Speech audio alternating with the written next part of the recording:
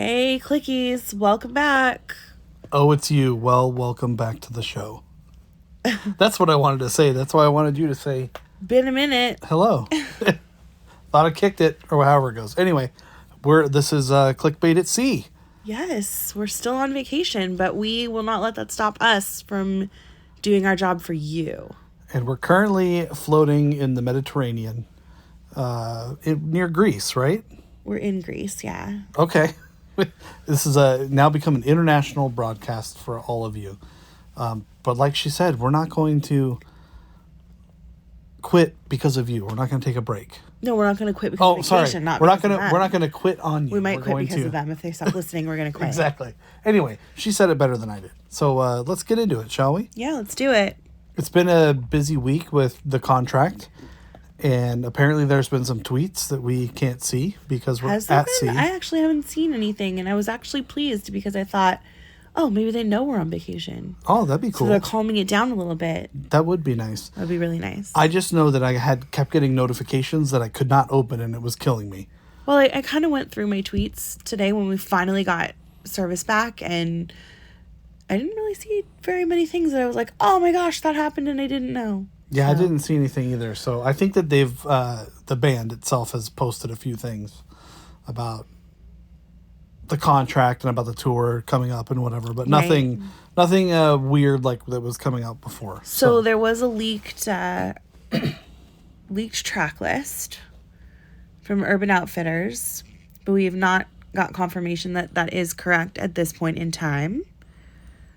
So did it have "Do You Fief at Home" on it? That's why everyone says it's fake. Exactly. Because it says "feel." It's not "fief." Yeah, I mean, I think.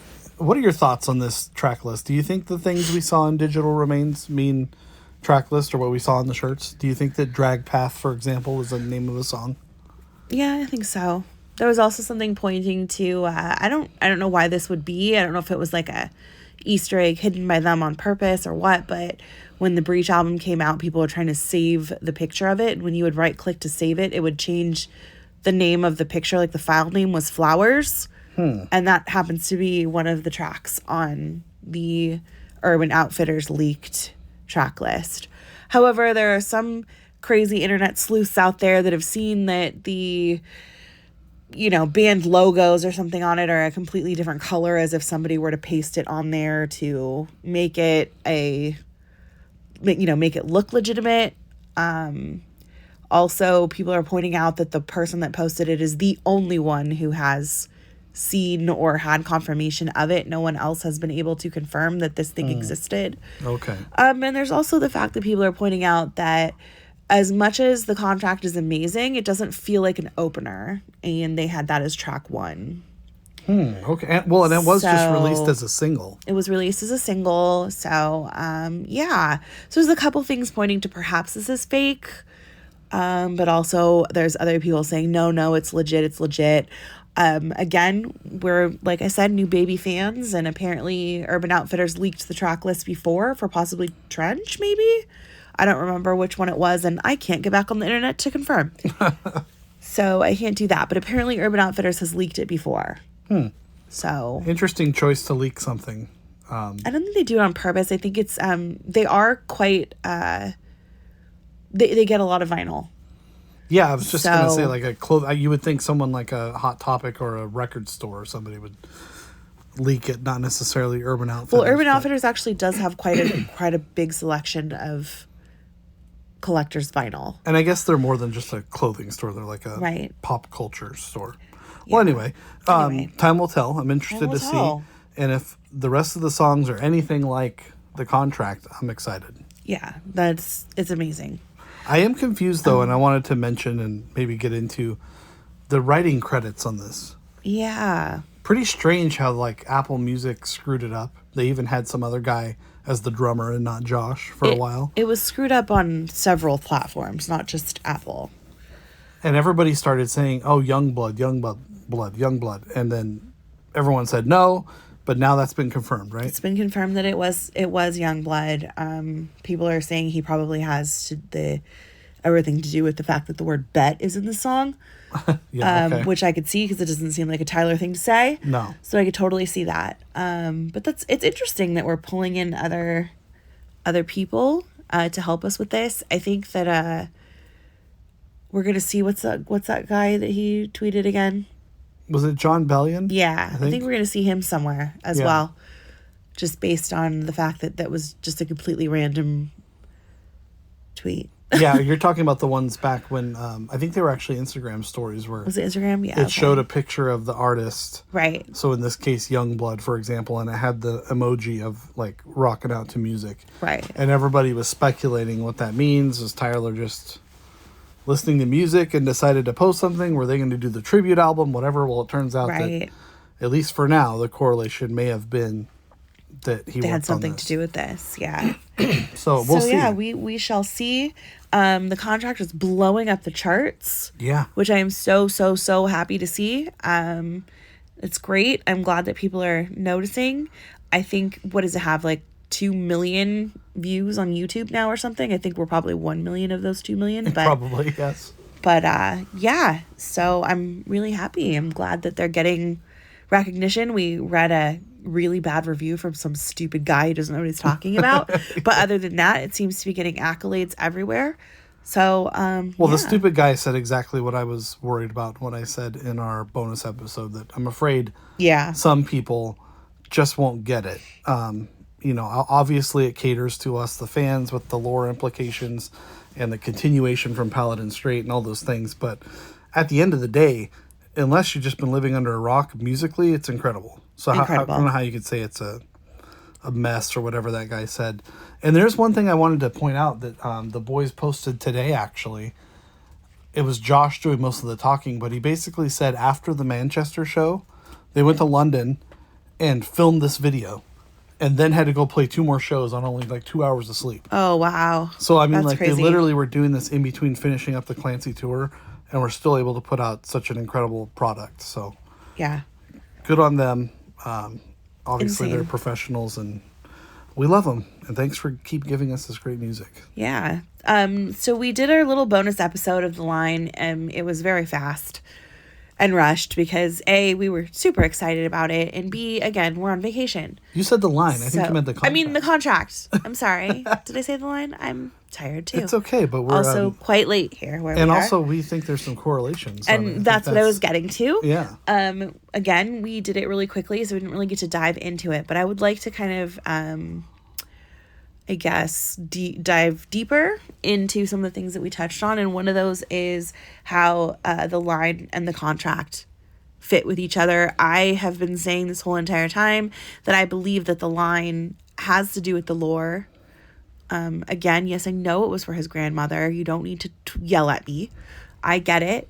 But I also think that it has a place.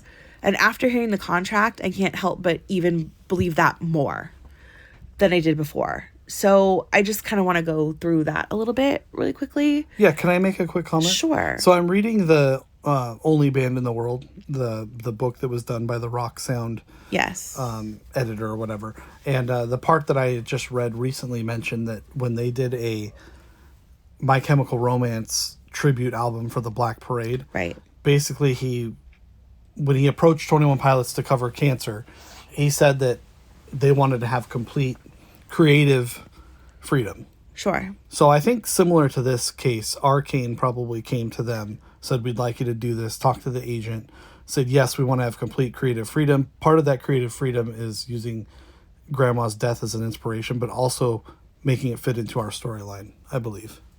So it's not just like with Heathens, it's not just a song for a movie or for a show. Possible, yeah. They're using this opportunity to even add more to their storyline. Yes. Which is great. All right. Well, I'm actually going to say something that I never thought that I would say before, because I have been the holding tight onto Clancy not being a bishop. Uh-oh. I really did not want that to be it, but after hearing the contract and seeing how it correlates with the line, I think I might have to move over to the faction of Clancy being our bishop, our 10th bishop. If you truly listen to the song, I think that it's Clancy saying that by accepting his Nico side, he's taking away that power from Nico that he has over him. By accepting it, he no longer has that power. I don't know if that makes sense. Yeah. Totally. Okay. So there's a couple lines that I want to talk about, but it really hit me like when we were talking about the Banditos and how they start wearing red to show like, you're not going to scare me anymore. Like, I want you to see me. I'm ready to fight you. It's that same thing. Like, Clancy is finally saying, no, I'm ready to accept that you are part of me, and then you no longer can scare me. Does that make sense? Yeah. Am I thinking about this wrong? But it's kind of like Voldemort's whole point in life was to kill Harry Potter, but if he's dead, then he has nothing else to live for to do. Right. So Harry had to die.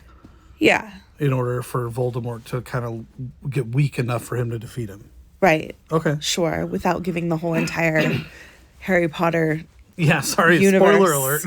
Yeah, without giving the whole universe in a nutshell, sure. Yeah.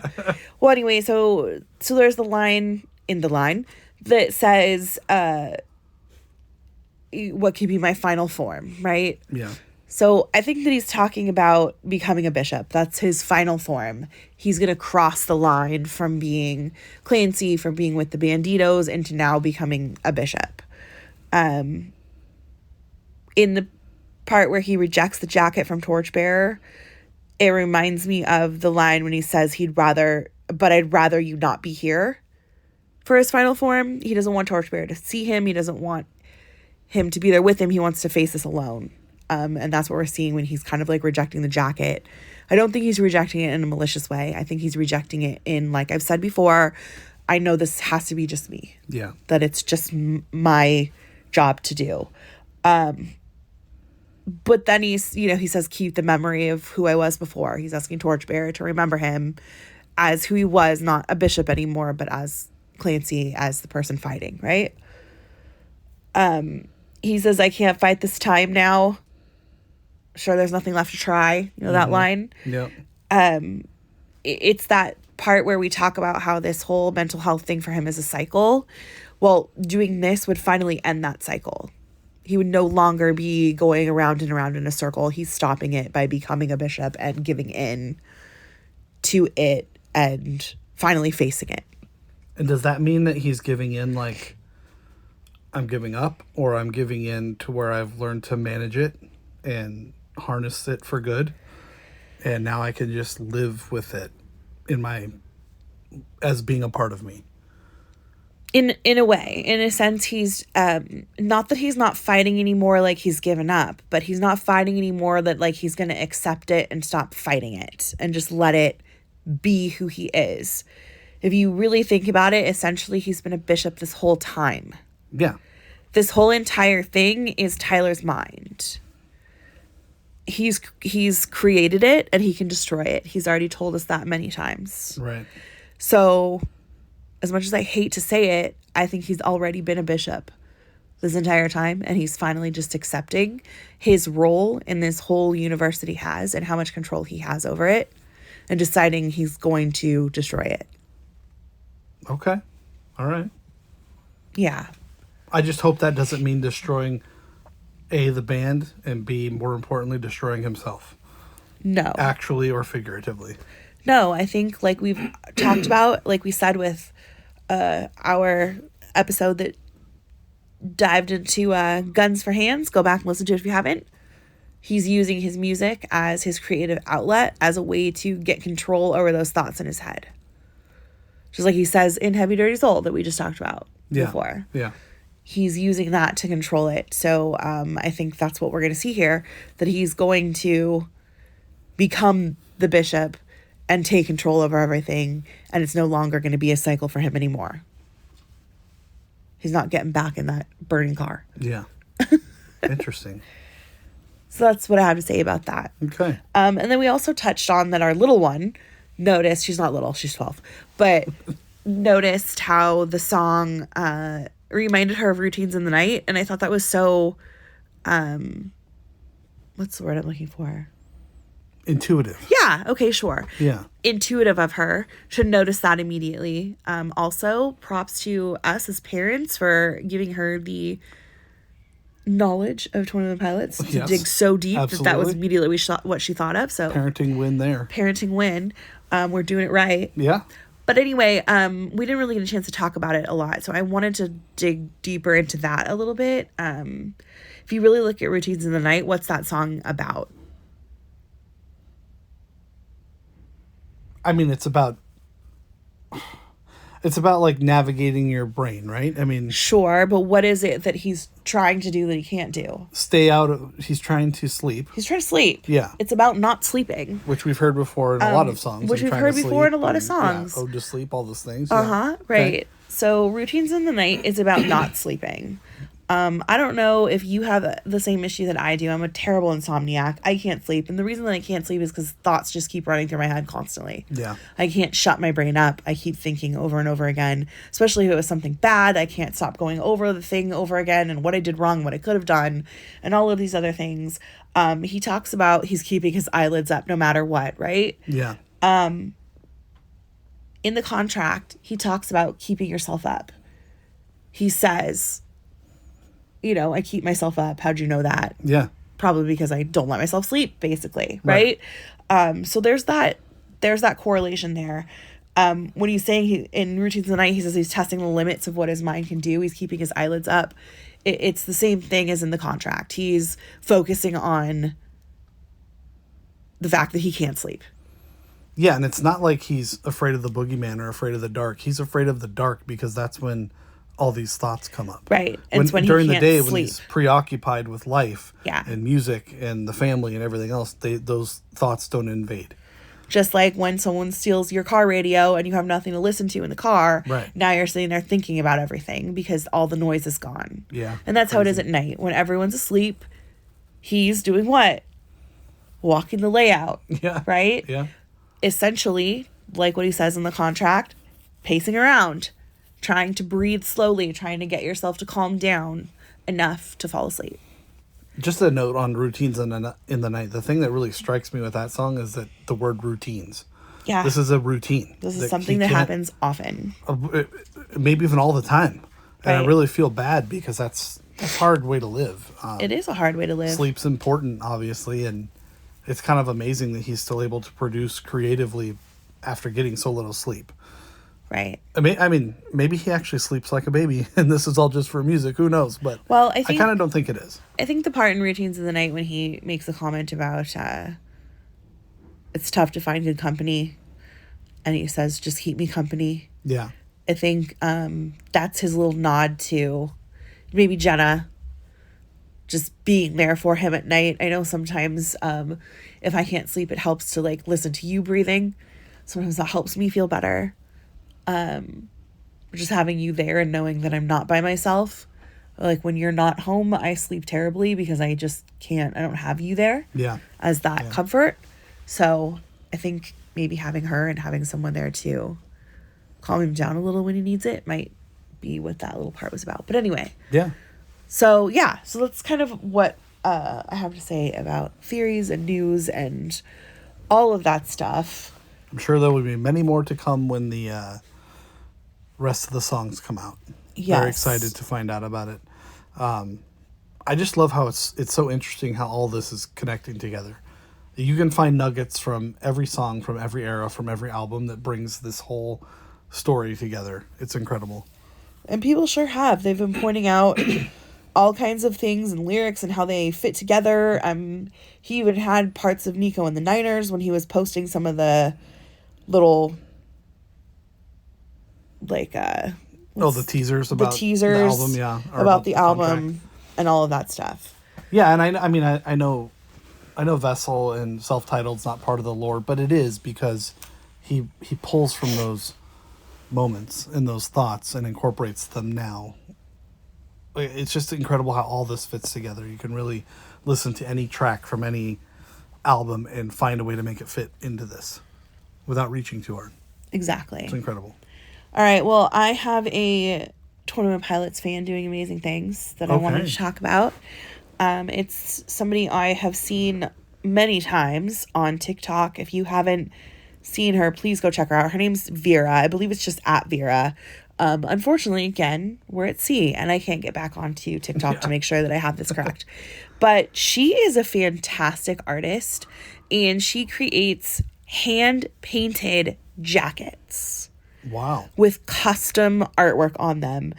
She made this trench jacket for someone and it is phenomenal.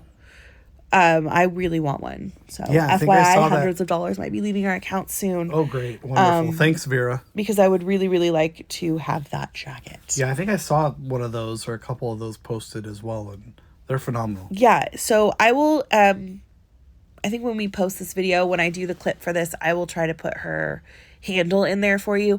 Please go check out her work. I would love to support some clickies, some fellow clickies.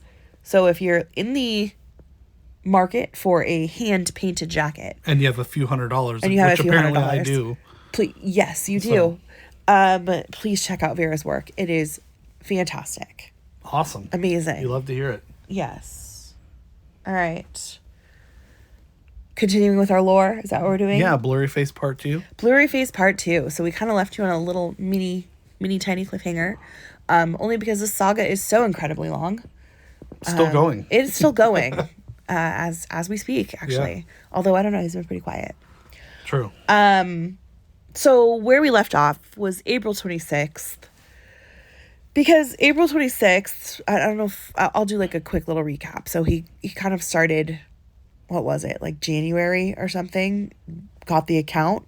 Yeah, something like that. And then the band tweeted that their album was going to be called Blurry Face. And then suddenly Blurry Face started to do these little weird things. Okay? Yeah, you started getting weird. So now we're on April 26th. The reason they stopped there is because April 26th was actually the most eventful day of this entire saga. He did quite a bit of things on this one day. One of the most notable things that he did was he tweeted Monday night. It was spelled incorrectly, however. The G was missing. But the reason that even came about is because people were having the Monday theory for this one. Remember? Right. Yeah. For the contract, we were thinking he was going to leak it on Monday. So he tweets Monday night spelled incorrectly. Later on, he tweets some grainy black and white photos with stressed out lyrics on them. People didn't know that's what they were at that time. Just like we have with the contract, we started to notice like, oh gosh, these are probably lyrics, right? Right. Well, that came from his antics from before. So he tweets the lyrics that were, how come I'm never able to identify where it's coming from? Gotcha. That's what so it kind of looks like somebody like graffitied something with these lyrics, but it's like really black and white and grainy. Okay. Then he posts like a collection of the Clique replies on his tweets. So kind of like, I don't even know how to describe this image. Like, it's like he just took a bunch of different replies on his tweets from the Clique, but then he superimposed his face from when, that we know from the album over the top of it. So essentially it just looks like a bunch of little circles with people's replies in them. But when you kind of hold it back and look at it, you can tell that it's his face. Yeah. If that makes sense. Now that you're saying all this, I think you might be right that there's a team of people. There has to be. This is crazy. This is, I mean, there's too much going on here artistically and the knowledge of tech and whatever else to be able to do this while raising a family, while creating music, while touring, whatever. There's got to be a social media marketing type person that's on the payroll doing this. Right. And I mean, this is not to say that Tyler is a absolute genius. Well, they're his 100%. Ideas, I'm sure. So it's 100%, I'm sure, his ideas. But like, even when I have a creative idea, I got to bounce it off of someone. And someone's going to give me those little tiny, like, oh yeah, how about you try this with that or whatever. Right. And there's also got to be someone actually doing the work itself. Right. And I'm, like I said, I have a pretty creative mind, I think. I like to think anyway. And I've got these ideas, but sometimes I can't exactly execute them properly. So, like, just being able to tell somebody, like, that might be in web design. This is something that I want it to look like, but I really need your help Right. to do it. Because, I mean, some of these look, legit professional. Well, they are. They've got to be. Okay. So he puts those tweets out, right? With his face superimposed on it. Things are going crazy now. People are getting super duper confused. They're not really sure what to think. They don't really quite know what's going on here. Some people are like, wow, this is crazy. Some people are like, this can't be true. You know what I mean? Yeah. Kind of like what we've been doing this whole time with the contract. We're like, no, come on. This can't be. Somebody's doing this as a joke, right? Yeah. Well, let's just add to the confusion here and have Josh's mom, Laura, Mrs. Dunn, go on there and tweet that she doesn't have any idea who the blurry-faced person is. Okay? Gotcha. They're known for doing that. Not only does she do that, she then goes in and quickly deletes it. Of course. So now,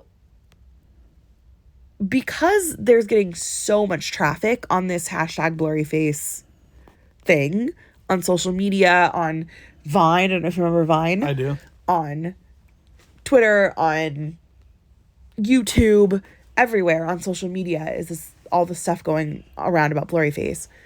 The fake accounts start coming out. Tons of people creating fake accounts, putting out all this information that may or may not be true based on, what we know so far. The two most popular ones that people seem to kind of cling to, I guess, were at blurryface, so with 2 U's in blurryface. Okay. Blurryface. Right? And then the second one was blurryface, and I don't know if it's supposed to be like blurry facet or blurryface T. I don't know, but it was blurryface with a T at the end. Okay. Okay. Weird. Well, blurryface wants the stage. So he goes in and tweets how all of these people are fake and that he's the only one that you should be paying attention to. But fans are starting to think that was part of it, that these fake accounts are part of the whole thing. Like someone else made them. Yes, to throw them off the scent. Gotcha. Okay. Okay. So that's just, it's just all starting to get very confusing for everyone. Everyone's starting to not know what to believe, who to believe, until this happens. Blurryface changes his Twitter header, to the band's Twitter header, except he has now scribbled all over it and wrote Monday night with the G missing. Okay. I love this. So now the fans are going crazy again. They're like, what is happening? Who is this? There's tweets all over the place. So then the band goes in and changes their banner. Of course. To match his. Okay. Essentially telling everyone this is the real blurryface. If that makes sense. Yeah, or, telling everyone that's the real account. Yes. Okay. Or as we know it today, blurryface hacked them. Right. Potentially. Okay. This still doesn't stop people from believing the other ones. Blurryface still starts tweeting, these people are fake. Until finally, Blurryface with the 2 U's comes out and says, no, I'm fake. Okay. And that kind of puts an end to the fake ones. Does that make sense? It does, yeah. All right. So, like I said, they're trying to control this chaos, so they decide to change their banner. It fits. Okay. Then, Blurryface, this is all the same day, by the way. This is all happening in one day. April 26th. Yep. Blurryface goes over and takes over the @SkeletonClick account. Okay. And he says to them, so @SkeletonClick posted, all we know for sure from our sources is that Blurryface is real. All other @Blurryface accounts are fake, including @BLUURY face. Okay. So then Blurryface goes on in his Blurryface type that we have all come to know and love and says, I'll tell you what to say. Ooh. @Blurryface. Okay. Onto the Skeleton Click account. Okay. He then goes and posts a soundless video that shows the back of an audience member's head from a TOP show. Okay. It's just that. It's just a head. There's nothing else. There's no sound. It's just a person's head. More trying to show that it's a real person, I guess, probably. Yeah. Okay. So, if that wasn't enough, taking over the Skeleton Clique account, he then goes and hacks this longtime fan named David the Dad. Okay. I've never heard of David the Dad. New baby fan, just digging into all of this. Mm-hmm. He goes and hacks their account and says, "I will tell you what to say." At Blurryface. Okay? So I think it's just his way of like trying to show the clique, yes, these people are big, but I can take them over and I'm the real one that you need to be following. Yeah. Okay? He goes on to then post more like super grainy photos. It's like behind the scenes photos, I guess. Yeah. So I guess like another way of saying like, hey, I'm in with the band kind of thing. Things that like maybe we've never seen before, or they're like backstage stuff that maybe normal fans wouldn't have. So it's like, again, reiterating the fake accounts are not real because they won't have all of this stuff like I will. Does that make sense? It does. All right. He then starts a bunch of like live streams. Okay. He does one that's entitled NIHT. So again, it's night without the G. Mm-hmm. Okay. And all it is some rustling and fuzzy black and white images. Oh, where have we seen that before? Right? Exactly. A DM from a fake Blurryface account was received by somebody, and Mark reached out finally. Okay. And basically tells the account to stop manipulating the fans. So Mark says like, oh, can you send me an email at Real Bear Media? I'm getting a little confused. There's too many accounts. Can you please just let the guys have their moment? Okay. So then Blurryface tweets back, "You will only find me on Twitter like 3 times, basically." And then he says, "Everyone else are liars." Nice. Okay. So just like Mark coming out saying that the Ned's Bayou account is fake. Right. I don't believe it. I just don't see how it can be. Ned is copywritten by them. I don't see how it could possibly be not affiliated with them in some way whatsoever. I don't know. He swears up and down that it's not. It only tweets every now and then. Yeah. It was a little more active during this most recent, onslaught of Blurryface and 21 Pilots tweets leading up to the contract. So, I don't know. I'm with you. I think it's real. But all right. So that was the 26th. Now we're finally at the 27th. Oh, my. Okay. Yeah. Blurry started his daily posting by posting a photo in his usual cryptic style, right? The photo is a sketch of what we now know as the backpack straps from Stressed Out. Okay. Okay. Obviously, back then, they did not know that's what that was. They're just sketches. But now we know that that's what they were. Okay. Gotcha. So obviously, the music video has yet to be released. They don't know what these are. Right. But that's what he tweets. Okay. Later in the afternoon, he streams on Periscope again. Yeah. This time, fans are able to identify that he's at an airport. And they believe they can see Mark in the background. Okay. Okay. But it's like a really fuzzy video that's an airport. And we can't really see the video because, like I've said, it all got deleted and changed over time. But there is like a little screenshot here that I'm looking at. And if you can see it right there, those are clearly airport seats, right? Yeah.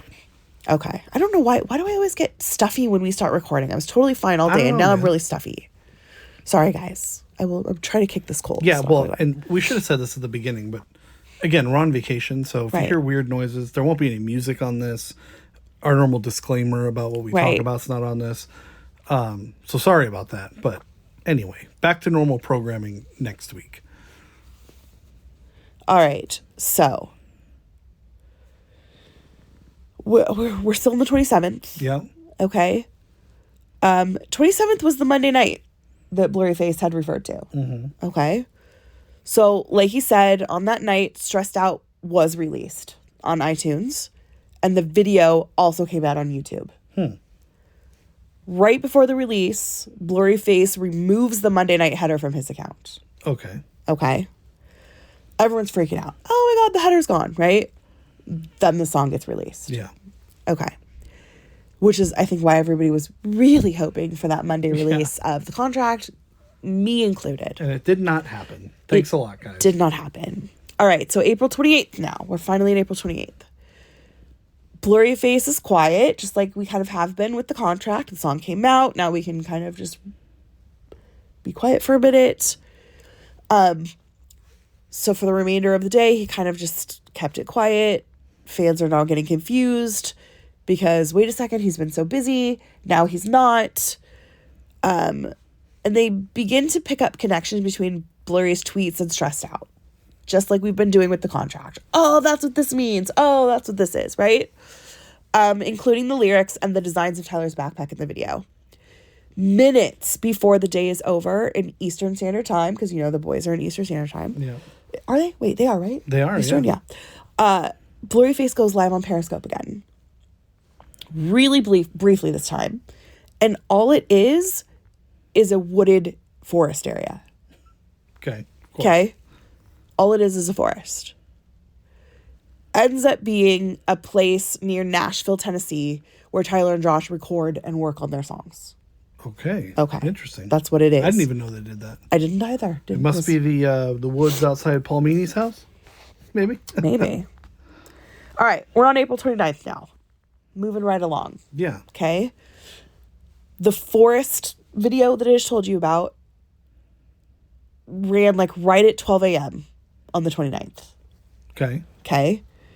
But other than that, it was quiet that day.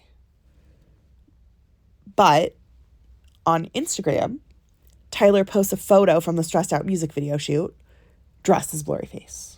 The caption of the photo says, "And I care what you think." Nice. And it's typed in Blurryface's style. Right. Okay? So this caption is one of the only times that we see Tyler directly referencing the Blurryface account. Okay. Okay, because if you've noticed, he doesn't even mention it. Yeah. Ever. Yeah. Okay? He's going along with the shtick. Right. So, May 1st. May 1st. We are finally in May. Of 2020 or 2015. 2015. It feels like a year's gone by, but Really? I know. yeah. Blurryface returns with another, what seems to be, random Periscope. It's simply a video of someone driving in a car down the road with Brown Eyed Girl by Van Morrison playing in the background. Okay. That's it. Excellent. It's like a 5-second video, and then it's over. Like, what? Heavy Dirty Soul? What? What? Yeah. The song doesn't make sense, but All right. That was May 1st. May 2nd, nothing. Quiet. Silent. May 3rd.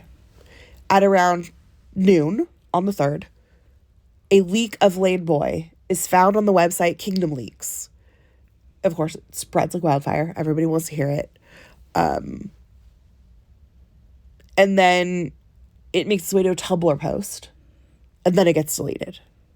Everyone, of course, is like, wow, it's amazing. They love it. hearing about all these old apps when we go through this. I know, right? Periscope and Tumblr. All these things don't exist anymore. Yeah. So within the afternoon, it's trending. The song is trending. It's crazy. Everyone loves it. It's a great song, so Yeah. why not? It was the first of his leaked songs to trend. Gotcha. Okay. At 7:30 Eastern, Josh goes on Reddit to host an Ask Me Anything question and answer thing, which I love. If you've ever read the transcripts of those, Yeah, those are great. they're hilarious. I love listening to, well, not listening, I'm reading, obviously, but like hearing Yeah, them talk, we know it's what you mean. hilarious. So later that night, at like 10:30, one of the questions was about the Lane Boy leak. To which Josh answers, then he says, quote, "We don't personally know who leaked the song. I was thinking today about the whole concept of leaking music. When I was younger, I didn't really have much of a conviction about listening to leaked songs/albums. Never really thought twice about it, just thought it was a good chance to listen to my favorite bands earlier. Now that I'm on the other end of it, it actually feels like he's violated." Okay. Okay. So he says he felt violated. It surprised a lot of the fans that he said that because they thought Tyler was behind it. Yeah. Okay, so they're kind of like, wait a minute, like why is he saying he feels violated when it's them that's doing the leaking? Right? Yeah. Does that make sense? Yeah. So I think that this just served to confuse people even more about what the Which heck is what they do. is going on. Interesting. These guys, I tell you. Right. So late that night, Tyler tweets, "Stay with us more this month, May 19th, unless I'm told otherwise." In between each of the words, he has the symbol, these slashes and the lines that create the symbol. So that's kind of interesting. But I mean, it's a little cryptic, I would think. So it has many fans thinking the album's either going to arrive early or it's going to be late. But if anything, Blurryface is just going to keep tampering with things, clearly. Right. Blurryface tweets back, "Forced their hand, drip, drip, drip." Of course. Okay? Like leak. Yes, like Gotcha. a leak. Get it? Like Yeah. a leak. And I think that's where I'm going to stop because it's just going to keep on going. So there's going to be another part, is what you're saying. Part 3, hopefully the end. Oh my gosh. Because the saga is just going and going and going. Well, it'll never be the end because until he's dead. So we'll be back with our next full-length episode, May 4th. Well, we're not back May 4th, but we'll continue the saga on May 4th of 2015. Gotcha. Yeah. Wow. There's so much to unpack with this It's Blurryface. crazy. It's nuts. It's crazy. Wow, I don't even know what to say. That's just a lot. There's a lot to process there, and I can only imagine if we were involved and fans back then, like how we would have been. You know? I know how I was this last time, and it was like so chaotic. Yeah, I it like really was couldn't focus stressful. on my job. I was like, oh my gosh, what is going on? What's he gonna say? I like had Twitter open like on my phone, like all morning, and then if it was like 1 or 2, I was like, okay, well, we're not getting anything today. Yeah, like I was hesitant to get in the shower around 9:30 Eastern. Right. Because it's like, this is when he wakes up and he's going to do something. Right. And sure enough, I missed it multiple times from getting ready for work or whatever. It's insane. Yeah. All right. Well, moving on quickly, I'm going to talk about the song of the week, which for me is Doubt. And not just any doubt, Demo Doubt, which I think was one of the most genius and awesome things they could have done re-releasing that when they did. Not only for the visuals and I shouldn't say re-releasing. It was never released, right? Right. Somehow people got a hold of it for TikTok, I think, from maybe the live stream for the 10th anniversary of Vessel. I think is where they got the snippet of it for TikTok, I'm guessing. I don't know. But somehow it started trending. Somehow it got popular. So they released the version of it, started playing it live. The visuals of it live really help with the storyline we're living now. And I think that was helpful. But for me, the demo version really gave me an opportunity to listen to the words. Right. And process them. Because I'll be honest, that was probably one of the skip songs from Blurryface for me. It's very repetitive. I kind of thought I got it, which I didn't, but I thought I did. And so I just didn't listen to it. But when the demo version comes out, I love the sound of it. I love the auto-tune. I love the kind of that part in the middle where the beat picks up a little bit. Right. And so I started listening to it on repeat because I like it so much. And then it started to dawn on me what it might actually mean. Did you know what it meant? Yeah. Let's hear it. Well, no, this is your thing, not mine. I just want to hear if you knew, because apparently what I've read in my research is that everybody knew. I'm the only idiot that didn't know this had to do with religion. Yeah.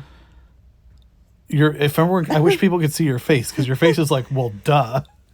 I mean, I don't know. I didn't know they were that heavily influenced by Christian music. I mean, I know they were, but this is basically a Christian pop, whatever genre they claim to be, song.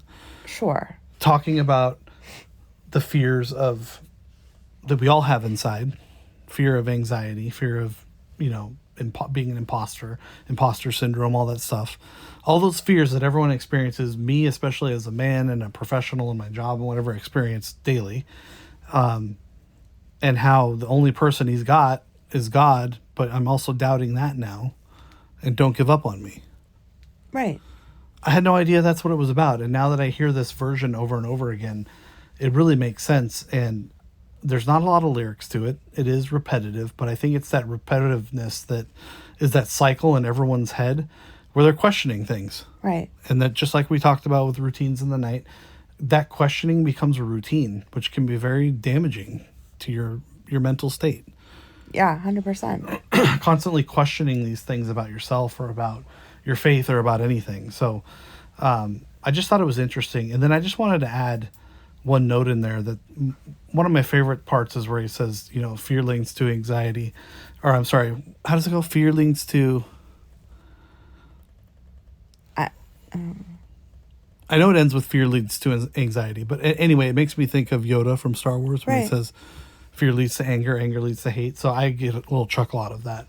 I'm sure they're not referencing that at all, but it is true that all those fears that you have lead to those things. And I don't know, this song just really hits home.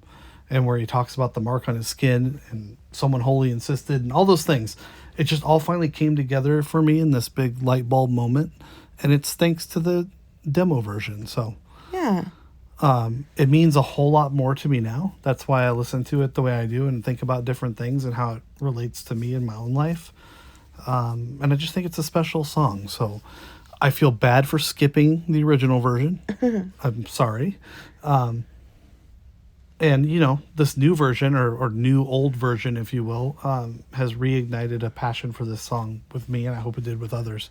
But, just like their songs have multiple meanings and anybody can interpret it the way they want to. If you're not a religious person, fine. This has a whole lot to do with the lore and what's going on with Blurryface in his head as well. Sure, yeah, absolutely. I think that us being people of faith and we understand that piece of it, when you combine that with all the Blurryface stuff, it's this whole other world of both of those things going on that makes the music even extra special. So, right. That's what I wanted to talk about when it comes to that. It's not really, there's nothing too deep to dive into with the lyrics. Like I said, it's kind of repetitive, but that other meaning, if you didn't know it was there, like I didn't know it was there, try to listen to it and think about it in that context, and it'll blow your mind. Yeah. Well, a couple of things I want to say about Doubt. I liked it. It was not a skipper for me. It was actually one that I did like. The auto-tune situation, like some of our favorite reaction people, Riker Road. Yes. Said, auto-tune is okay if you, A, don't rely on it, and B, know how to do it right. And I think Tyler does. We know he can sing. He doesn't need auto-tune. He's done it many, many times without, and it's phenomenal. So for him to use auto-tune, it's an artistic choice, which to me is fine. I don't mind that. When artists use it because they can't sing, then that's a problem. Or if they just flood the song with it. I'm with you. I also respect artists that say that they need it because they suck and they sure, and they own it. If you own it, absolutely. There's a clip recently of Post Malone apologizing to a live audience, and he said, "I'm sorry that didn't sound as good as we all wanted it to sound." And he said, "Auto-tune's a hell of a drug." It is, yeah, because it can fix your right, your imperfections. But like you said, and like Riker Road said, it's obvious on many occasions Tyler knows how to sing. Voice of an angel, I will say. Yes, excellent voice. He uses it for stylistic reasons, which is what I think the filter was mostly made for. Right. I don't think it was made to correct people who couldn't sing. It just happened to take off like that. But it's a stylistic choice, and it even shows itself in the contract, and I love it. I love it when they do I'm here for it. I am here for it. couple other things that I wanted to mention with doubt. As a religious person, somebody who's grown up in the religion, decided maybe the religion wasn't for me, and then came back. I totally feel what Tyler is saying. The two like most strong lines in the song for me personally are when he says that he wants the markings made on his skin to mean something to him again. Yeah. So if you know anything about Tyler's tattoos, he has said he doesn't want to tell you what the meanings are because they mean something to him, that he'll tell you if you ask him personally, but he's not going to come out and tell everyone what they are. But there are a few that are very clearly religious. There's one on is it his arm that's a cross or his chest? His arm, his left bite. Yeah, so there's one on his arm that seems to be a cross. Perhaps the other things mean something else religious. There's some things that people have kind of pointed to that they thought they have deciphered and they seem to be religious. So for him to have put those on his body and then is now doubting that faith but wanting those things so badly to mean something again, I think is something that people that are faithful face a lot. Yeah. It's really hard when you see struggling or you see scary things in the news or bad things happening to constantly believe that it's for a purpose. Or in his case, seeing scary things in your mind. Sure. Nightly. It's like, what is going on here? Right. Why are you punishing me? Yeah, exactly. He's dealing with all these things and he's not sure whether he should doubt them himself. So it's not just doubt like of people doubting him, but it's also of him doubting other things that used to mean something to him.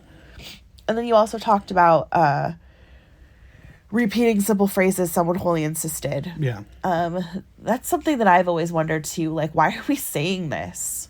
Like, why does this mean something? Like, you really have to truly have that faith to be able to say them with conviction. It's something that really bothers me. Like when we're in church and I look around and we're saying the word alleluia and everyone's just like, whatever, like staring at the ceiling. Like it's supposed to be a really exciting word. It's a celebratory word. Well, and some people hang their hat on being able to recite the Apostles' Creed, for example, and just because I haven't committed that to memory or have a bad memory or whatever doesn't mean that I don't believe or my faith isn't strong. Right. But some people can just nail that and their faith may not be as strong. No. And so they're just repeating the simple phrases like we've been told to do. Right. But do you really mean them? Is it really something that you understand? Do they really mean something believe? to you? Do you really believe or are you doubting? Right. So, as a religious person, and if you're not, please, like, we're not trying to say that you need to do that or you need to be in some sort of faith.